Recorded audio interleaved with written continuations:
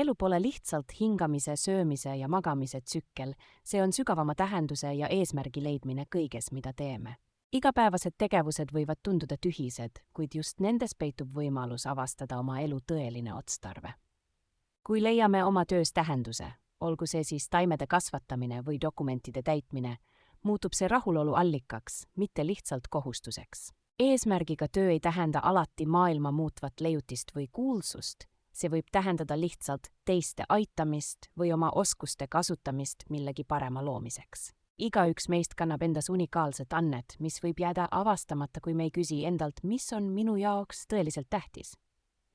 Tähendusrikka elu jaoks peavad meie väärtused, tegevused ja eesmärgid olema kooskõlas. See loob sisemise harmoonia, mis annab jõudu isegi rasketes olukordades. Küsi endalt, kui aeg poleks piiratud, millele tahaksin oma energiat pühendada. Vastus võib juhatada teid teie tõelise kutsumuseni. Elu tähendus ei ole midagi, mida leida väljaspool ennast, see on looming, mida ehitame iga otsuse, iga teo ja iga armastava žestiga.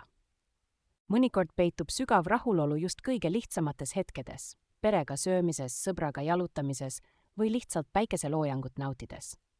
Lõppude lõpuks pole elu mõte mitte selles, et jätta endast maha suurt pärandit, vaid elada igat hetke täielikult, teadlikult ja tänulikkusega selle eest, mis meil on.